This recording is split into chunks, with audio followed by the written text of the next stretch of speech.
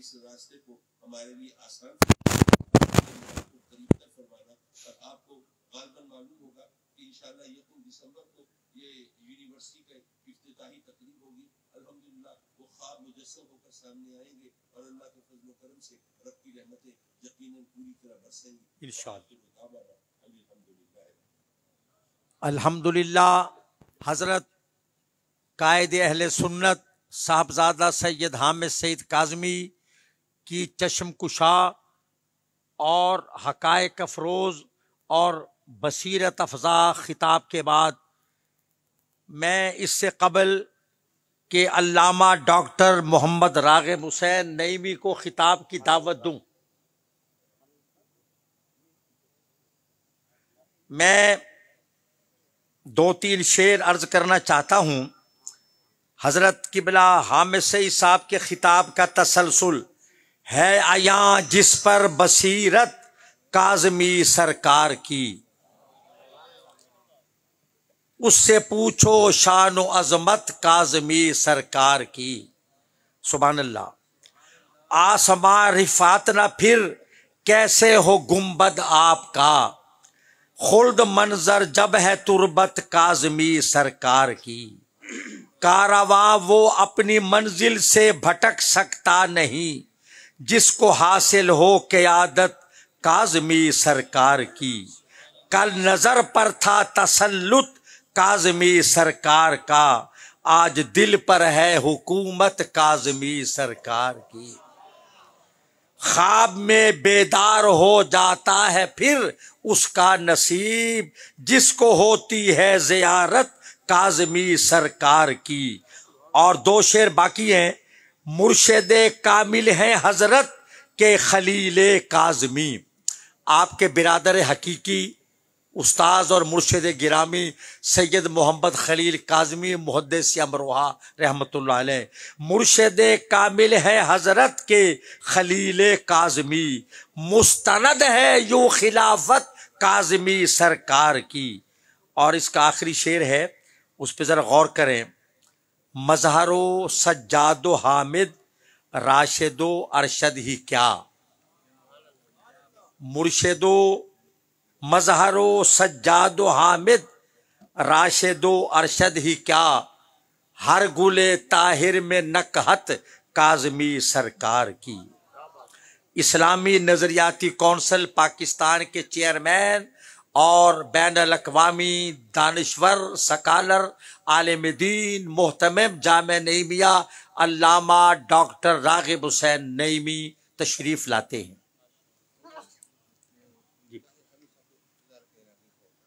اچھا، شیخ طاہر احمد صاحب سعیدی اس نشست میں ان کی صدارت ہے،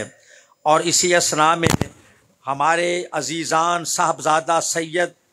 احمد سعید کاظمی سلمہ، صاحبزادہ سید احد سعید کاظمی اسٹیج پر تشریف فرما ہیں. جناب محمد حسین بابر ایڈوکیٹ تشریف فرما ہے. ڈاکٹر صاحب کا خطاب سنیے. آگے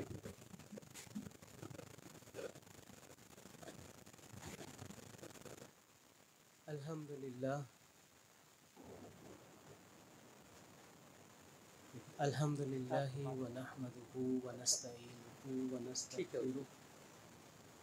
ونؤمن بہ ونتوکل علیہ ونعوذ باللہ من شرور انفسنا ومن سیئات اعمالنا ومن يهده الله فلا مضل له ومن يضلله فلا هادي له ونشهد أن لا إله إلا الله وحده لا شريك له ونشهد أن محمدا عبده ورسوله. سبحان اللہ. قال الله تبارك وتعالى في كلامه المجيد والفرقان الحميد ولا تهنوا ولا تحزنوا وأنتم الأعلون إن كنتم مؤمنين. صدق الله العظيم صدق رسوله النبي الكريم الأمين ونحن على ذلك لمن الشاہدین والشاکرین والحمد للہ رب العالمین. اور نہ ہی تم اپنی ہمت کم کرو اور نہ ہی تم غمگین ہو، اور تم ہی اعلیٰ ہوگے، تم ہی اوپر کی طرف سفر کرو گے اگر تم نے حالت ایمان کو نہ چھوڑا. کیا بات ہے، کیا بات ہے. آج کے اس پروگرام میں سب سے پہلے دعوت دینے پر میں جناب حضور پیر ارشد سعید کاظمی صاحب زیدہ مجدہ اور آپ کے برادران کا شکریہ ادا کروں گا. مجھے اس بات کا پورا احساس ہے کہ یہ وہی سٹیج ہے جہاں پہ میرے جد امجد مفتی محمد حسین نعیمی علیہ رحمہ تشریف لایا کرتے تھے، اور یہ وہی جگہ ہے جہاں پہ میرے والد گرامی ڈاکٹر سرفراز نعیمی شہید پاکستان علیہ رحمہ بھی حاضر ہوا کرتے تھے. بے شک. باوجود نسازی طبع میں نے اس بات کو مقدم جانا کہ یہاں پہ حاضر ہو کے اپنی حاضری ضرور پیش کروں، تاکہ بزرگوں اور پرکھوں کا جو ایک سلسلہ اور ایک روایت ہے وہ آگے کی طرف چلتی رہے. ماشاءاللہ ماشاءاللہ. مجھے جو موضوع گفتگو کرنے کے لیے دیا گیا ہے اسے سمجھنے کے لیے مجھے امید ہے کہ آپ توجہ فرمائیں گے. میں آپ لوگوں کا زیادہ وقت نہیں لوں گا اور کوشش کروں گا کہ اپنے موضوع کے حوالے سے چند گزارشات آپ کے سامنے پیش کروں. مجھے جو موضوع دیا گیا ہے اس کی بنیاد یا اس کا عنوان یہ ہے، ہمیں ان اسباب کو دیکھنا ہے اور ان اسباب کا تدارک کرنا ہے جس کی وجہ سے آج مسلک حق کا، مسلک اہل سنت اس مقام پر ہے. کیا ہم اپنی ہمتیں ختم کر چکے؟ کیا ہم اپنی طاقتیں اور اپنی بساط معدوم کر چکے کہ ہم جس طرح مسلسل گہرائی کی طرف جا رہے ہیں ہم اسی طرح گرتے چلے جائیں گے، یا کسی بھی جگہ پر ہم اپنے آپ کو روک لینے میں کامیاب ہو جائیں گے؟ احباب، اہل سنت کی تابناکی کا وہ ایک عظیم منظر آپ لوگوں کے اذہان میں اور نظروں میں ہوگا جب قومی اسمبلی میں ختم نبوت کے معاملے کو بڑے تم تراک طریقے سے اہل سنت کے سرخیل علماء نے اپنے منطقی انجام تک پہنچایا. اگر ہم اسباب کا جائزہ لینا شروع کرتے ہیں تو جو سب سے پہلا ہمیں سبب نظر آتا ہے، وجہ نظر آتی ہے، وہ علم سے دوری ہے، وہ علم کی حقیقت و ادراک سے اپنے آپ کو محروم رکھنا ہے. اور پھر اس بات کی وضاحت، اس بات کو بیان کرنے کے لیے پھر مجھے کمپیریزن پیش کرنا پڑے گا. مجھے مدارس کی تعداد کو، طلباء کی تعداد کو دوسروں کے ساتھ توازن کر کے دکھانا پڑے گا تاکہ میں اپنی بات کو واضح کر سکوں. اور یہ کتنا عجب ہے کہ ہم ایک طرف اس بات کا نعرہ لگاتے ہیں کہ ہم سواد اعظم ہیں، پاکستان کی اکثریتی آبادی کا تعلق ہمارے مسلک کے ساتھ ہے، تو جب اکثریتی آبادی کا تعلق ہمارے مسلک کے ساتھ ہے تو پھر ہمارے مسلک کے مدارس کی تعداد کم کیوں ہے، ان مدارس میں پڑھنے والے طلباء کی تعداد کم کیوں ہے؟ اگرچہ مساجد آپ کو ملک کے طول و عرض میں مسلک حقہ کی زیادہ نظر آئیں گی، لیکن کبھی سوچیں کہ ان مساجد کو چلانے کے لیے اور ان مساجد کو رواں دواں رکھنے کے لیے ہمیں جس قابلیت اور جس طرح کے فضلاء درکار ہیں، آئمہ درکار ہیں، خطیب درکار ہیں، وہ ہمیں کب تک مدارس سے ملتے رہیں گے؟ ہمیں اس بات کو بڑے انہماک کے ساتھ اور بڑی توجہ کے ساتھ اس کا ہمیں حل تلاش کرنا ہے کہ ہم دین کے ساتھ اپنی وابستگی کا اظہار اپنے ان طلباء کی تعداد میں اضافے کے ذریعے کریں جو ہمارے مسلک کے مدارس میں زیر تعلیم ہو۔ بلا شبہ اس بات کو بیان کیا جاتا ہے کہ آپ اگر اپنے بچوں کو دین کے ساتھ وابستہ کریں گے تو وہ دینی لوازمات کو اختیار کریں گے، جس کے سبب سے ان کے والدین کے لیے بھی دنیا میں راحت ہوگی اور آخرت میں نجات ہوگی۔ لیکن اس بات پر عمل کتنا کیا جاتا ہے اور اس بات کو گہرائی کے ساتھ کتنا اخذ کیا جاتا ہے کہ ہم اپنے بچوں میں سے ایک مخصوص تعداد منتخب کر کے مدارس کی طرف بھیجیں اور انہیں دین کا علم حاصل کرنے کی طرف لگائیں۔ دیکھیے، جس طرح ہر فیلڈ میں اعلیٰ سے اعلیٰ اذہان کی ضرورت ہے، اعلیٰ سے اعلیٰ فکر اور ذہن رکھنے والے افراد کی ضرورت ہے، بالکل اسی طرح دین میں بھی ہمیں ان طلباء کی ضرورت ہے جو اپنے اذہان کی بنیاد پہ عالی ہو، اپنے فکر کی بنیاد پہ دوسروں سے مقدم ہو۔ اب اس تصور کو ہمیں ختم کرنا ہوگا کہ ہم مدارس میں اپنے ان بچوں کو بھیجیں جو غبی الدماغ ہوں، جو سست اور کاہل ہوں یا جو اپاہج ہوں۔ دین کو بھی اسی طریقے سے آپ کو ذہین افراد بھیجنا ہوں گے جس طرح ہمیں دیگر میدانوں میں ذہین افراد درکار ہوتے ہیں۔ آج ہم اس بات کا رونا روتے ہیں کہ ہمارے پاس قابل مفتی موجود نہیں ہے،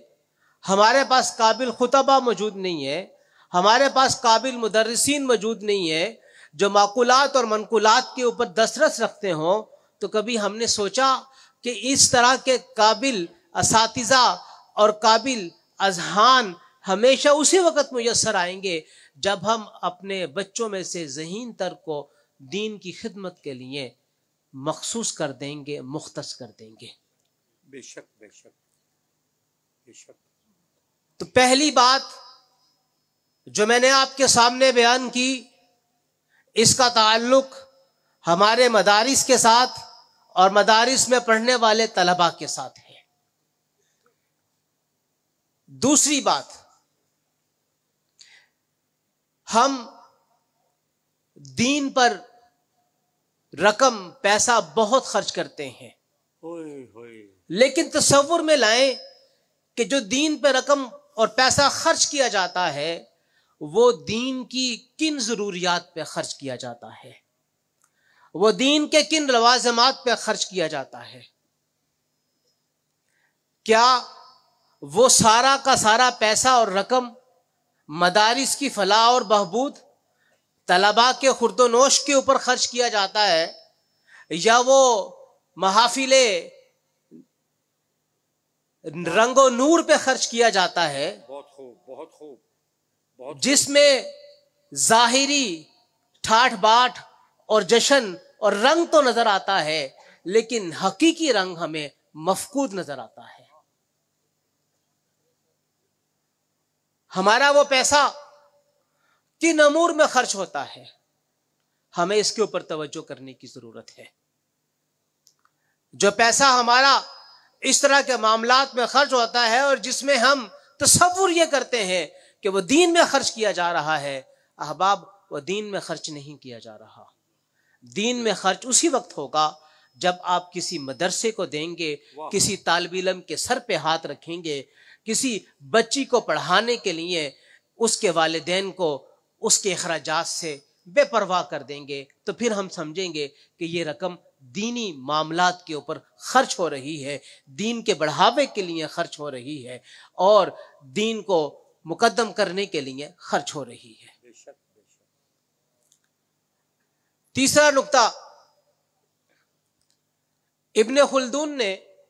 مقدمے میں اس کو بڑے واضح انداز میں بیان کیا۔ عمومی طور پر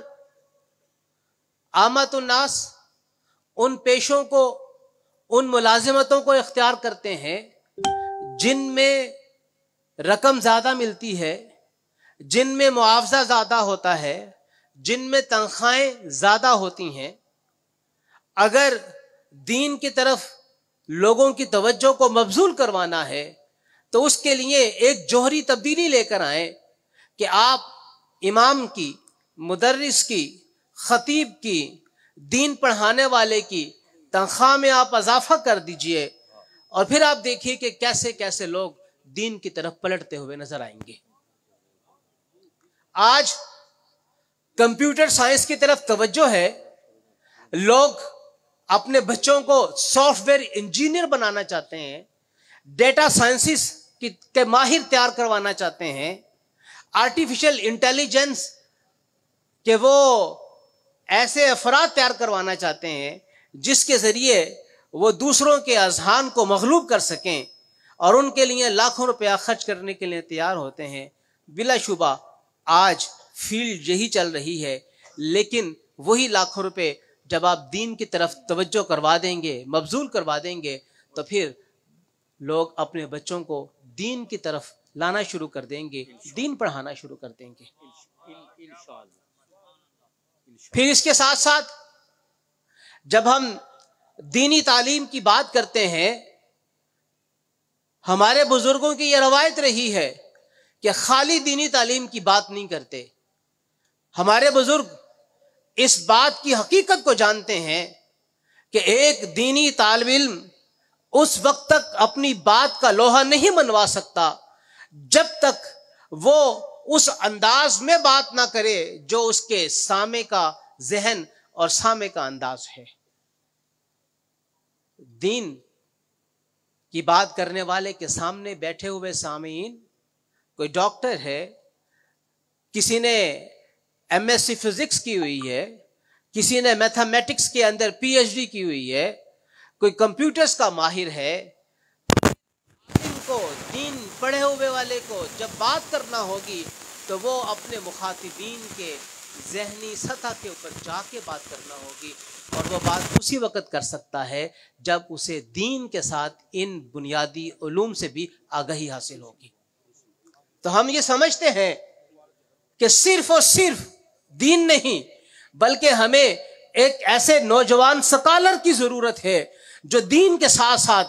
دیگر معاشرتی اور معاشی مضامین کا ماہر بھی ہو، ماہر نہ صحیح وہ ان کے بارے میں واقفیت رکھتا ہو کہ جب وہ بات کرے تو پھر لوگ اس کی بات کو توجہ کے ساتھ سنتے ہوئے نظر بھی آئیں۔ اور پھر جب ہم بات کرتے ہیں کہ کس طریقے سے ہم دوبارہ اپنی ان منازل کو حاصل کر لینے میں کامیاب ہوں، تو پھر ہمیں ایک اور اہم بات کی طرف توجہ کرنا ہوگی، اور وہ بات ہے صداقت کی، حقانیت کی، سچائی کی۔ جب آپ صداقت کی، حقانیت کی اور سچائی کی بات کریں گے تو پھر یہ حقانیت، یہ صداقت، یہ سچائی آپ کو جماعتی تعصب سے، گروہی منافرت سے اور اپنے مسلک کے خاص تعصبات سے آپ کو باہر نکالے گی. آج ایک بہت بڑا مسئلہ، ایک بہت بڑا معاملہ، ہم شخصیت پرستی کا اس طرح شکار ہو چکے کہ حق اور صداقت کی آواز جب بلند کرنا پڑتی ہے اور دوسری طرف شخصیت پرستی آتی ہے تو ہم شخصیت پرستی کی طرف توجہ کر لیتے ہیں، حقانیت اور سچائی اور صداقت کو نہیں اپناتے. ہمیں بہت گہرائی میں جا کے اس امر کو دیکھنے اور سوچنے کی ضرورت ہے، اور یہی وہ ایک بنیاد ہے جس کی بنا پر ہم یہ دیکھتے ہیں کہ ہمارا مسلک حق اہل سنت ٹکڑیوں کے اندر بڑھتا چلا جا رہا ہے، چاہے وہ معاشرتی اعتبار سے ہے، چاہے وہ سیاسی اعتبار سے ہے، چاہے وہ کسی اور اعتبار سے ہے. آج جو جس سیاسی جماعت کے ساتھ، مذہبی سیاسی جماعت کے ساتھ وابستہ ہے، وہ یہی سمجھتا ہے کہ یہی مذہبی سیاسی جماعت اسے نجات دلائے گی اور اس کا بیڑا پار کرے گی. حالانکہ ایسا نہیں ہے. جو بیڑا پار ہونا ہے، جو نجات دلانی ہے، وہ ان بنیادی ایمانی اصولوں کے اوپر ہونی ہے جس کا اظہار اللہ نے قرآن کریم میں اور نبی کریم صلی اللہ علیہ وآلہ وسلم نے اپنی سنت مبارکہ میں بڑی تفصیل کے ساتھ بیان کر دیا، سمجھا دیا. بے شک بے شک. آج ہم سیاسی اعتبار سے جن معاملات کا رونا رو رہے ہیں اس میں اس بات کو ملحوظ خاطر رکھنے کی ضرورت ہے کہ جب سیاست کی جاتی ہے تو سیاست میں دروازے کو کبھی بھی بند نہیں کیا جاتا، اور جب آپ دروازہ بند کر دیں گے تو پھر سیاست ختم ہو جائے گی. بند دروازوں کے ساتھ سیاست نہیں ہوتی ہے، اور بند دروازوں کے ساتھ جو بھی سیاست کرنے کی کوشش کرتا ہے وہ تشدد کے راستے پر آ جاتا ہے، وہ تعصب کے راستے پر آ جاتا ہے، اور وہ اس چار دیواری سے باہر ہی نہیں نکل پاتا جس سے باہر نکل کے اسے آگے مقامات تک پہنچنے کی ضرورت ہے. جب ہم بات کرتے ہیں کس طریقے سے ہم اپنے آپ کو آگے لے جانے میں کامیاب ہو جائیں، تو پھر بغیر شرط کے، بلا مشروط ایک دوسرے کا ساتھ دینے کی ضرورت ہوگی، بغیر شرط کے ایک دوسرے کی پشت پناہی کرنے کی ضرورت ہوگی، اور بغیر شرط کے ایک دوسرے کے ہاتھوں میں ہاتھ ڈالنے کی ضرورت ہوگی. اور اگر شرط رکھ کر کوئی کام کیا جائے گا، کوئی بات کی جائے گی، تو پھر ذہن میں رکھیے یہ شرطیں کبھی بھی پوری نہیں ہوتی ہیں. شرطیں کہیں نہ کہیں پہ اختتام پذیر ہو جاتی ہیں اور پھر دوڑ بعد میں اپنی اپنی لگی رہتی ہے. چند امور جن کا تعلق اسلام کے ساتھ ہے، ہم نے دیکھا جب کبھی بھی اسلام نبی کریم صلی اللہ علیہ وآلہ وسلم کی ذات اقدس اور قرآن کے حوالے سے بات ہوتی ہے تو یہ ان تین بنیادی امور کے تحفظات ہم ماضی بعید سے دیکھتے چلے آ رہے ہیں. پاکستان کی تاریخ میں جب تک تمام اکٹھے ہو کے ایک آواز بلند نہیں کرتے ہیں یہ بات پنپتی ہوئی نظر نہیں آتی ہے. 2024 کا سال ختم نبوت کے حوالے سے گولڈن جوبلی کا سال ہے. 1974 میں قادیانیوں کو اسمبلی سے باقاعدہ طور پہ غیر مسلم قرار دلوا دیا گیا، اور ہم سب جانتے ہیں انہیں غیر مسلم قرار دلوانے کے اندر تمام مسالک کے نمائندوں نے بڑا بھرپور ایک دوسرے کا ساتھ دیا. کوئی ایک قدم آگے رہا تو کوئی ایک قدم پیچھے رہا، لیکن نظریہ سب کا ایک ہی رہا تو مقصد پا لینے میں کامیاب ہو گئے. 50 سال کے بعد آپ پھر دیکھیے کیسے اللہ تبارک و تعالی نے معاملات کو موڑا اور پاکستان کے طول و عرض میں پھر یہ مسئلہ جاگ اٹھا، اور اس مسئلے کے اوپر فرق صرف اتنا رہا، اگرچہ اللہ تعالیٰ نے کامیابی سے سرخروئی عطا فرمائی اور دوبارہ سے قادیانیوں کے بارے میں سپریم کورٹ سے آنے والا آخری فیصلہ ان کی تابوت میں آخری کیلوں کے مانند ٹھوک گیا، لیکن یہ بات سمجھنے کی ضرورت ہے کہ ان 50 سالوں میں اب عقیدہ ختم نبوت پہ ہر آدمی اپنی اپنی الگ الگ دوڑ کر رہا ہے۔ یہ تو اللہ تعالیٰ کا کرم اور احسان اور اس کے آخری نبی محمد مصطفیٰ صلی اللہ علیہ وآلہ وسلم کی نظر عنایت رہی کہ کامیابی حاصل ہو گئی، لیکن مجھے تجزیہ یہ پیش کرنے دیجئے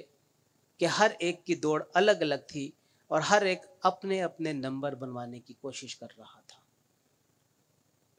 کاش کہ یہ دوڑ اجتماعی ہوتی 74 کی طرح، کاش یہ دوڑ اجتماعی ہوتی 53 کی تحریک کی طرح، کاش یہ دوڑ اجتماعی ہوتی 84 کے معاملے کی طرح، تو یقینی طور پہ اس سے زیادہ حاصل کر لینے میں ہم سب مسلمان کامیاب ہو جاتے۔ اس لیے میں یہ تجزیہ پیش کرنا چاہوں گا کہ ایسے معاملات جن کا تعلق براہ راست پورے اسلام کے ساتھ ہے، ناموس رسالت کے معاملے کے ساتھ ہے، ختم نبوت کے معاملے کے ساتھ ہے، تو ہمیں اجتماعی طور پہ ان معاملات کو دیکھنے اور انہیں لے کر چلنے کی ضرورت ہے، اور اجتماعی طور پہ کیے گئے معاملات کا جو نتیجہ نکلتا ہے وہ بڑا سود مند ہوتا ہے اور بڑا پھل آور ہوتا ہے۔ الحمدللہ اس مسئلے کے اوپر اسلامی نظریاتی کونسل کی طرف سے جو کام کیا گیا، تحقیقی اعتبار سے جتنا کچھ لکھا گیا اس تمام سے بڑھ کر رہا، اور اسلامی نظریاتی کونسل نے اس مسئلے کے اوپر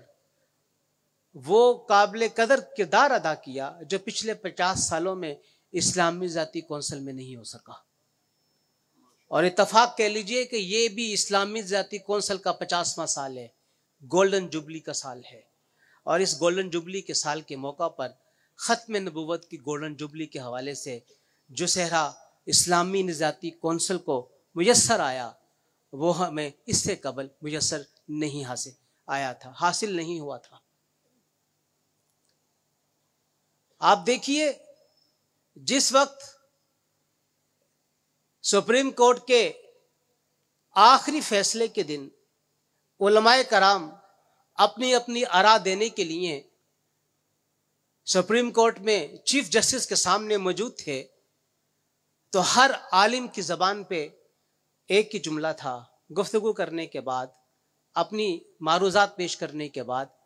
کہ ہمیں